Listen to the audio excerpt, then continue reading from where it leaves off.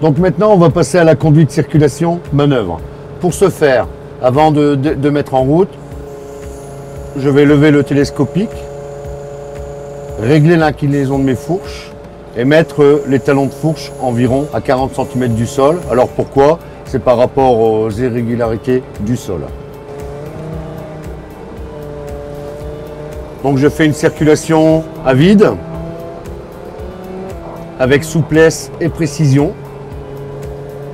Donc je prends le virage avec précision. Donc je continue d'avancer et je vais me diriger vers les charges à manutentionner.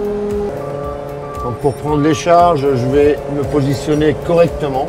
Donc pour l'instant, je vais mettre l'engin en sécurité pour aller contrôler et prendre connaissance du poids de mes charges. Donc là maintenant, je vais devoir déplacer 3 charges et les charger sur une unité de transport. Mais pour être en adéquation avec le travail effectué, je vais devoir contrôler une nouvelle fois mes abacs pour pouvoir réaliser le travail demandé. Donc avant de déplacer mes charges, je vais prendre connaissance du poids de mes charges. Donc pour pouvoir prendre mes charges en sécurité, je vais d'abord devoir régler l'écartement de mes fourches pour augmenter la stabilité de celle-ci sur mes fourches. Donc je vais lever le télescopique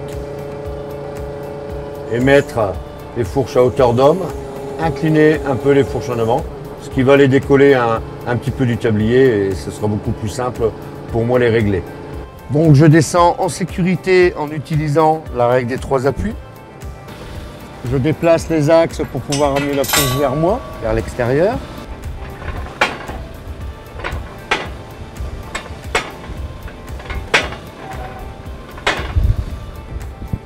Pareil de l'autre côté.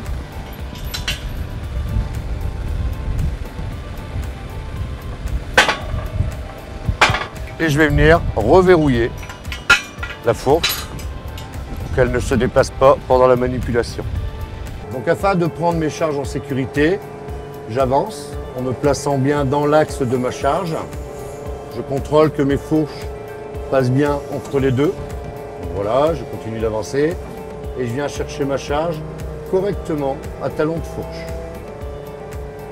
Je mets mon point mort, je lève et j'incline. Donc j'en profite pour contrôler mes diodes de mon CEC, c'est-à-dire le contrôle état de charge. Donc là tout va bien. Je fais une marche arrière, contrôle rétro, je me retourne également. Et avant de braquer, je vais me remettre en point mort et baisser mon télescopique, c'est-à-dire mes fourches, à bonne hauteur de circulation. Donc encore une fois, environ à 40 cm du sol. Et je vais pouvoir me diriger vers l'unité de transport afin de la charger.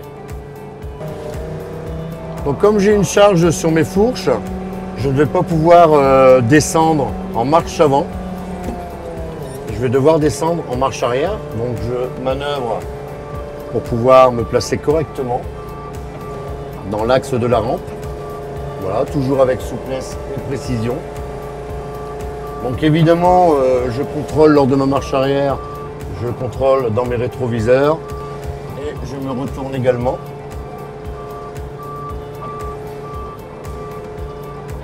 Et une fois la rampe descendue, je pourrai repartir en marche avant.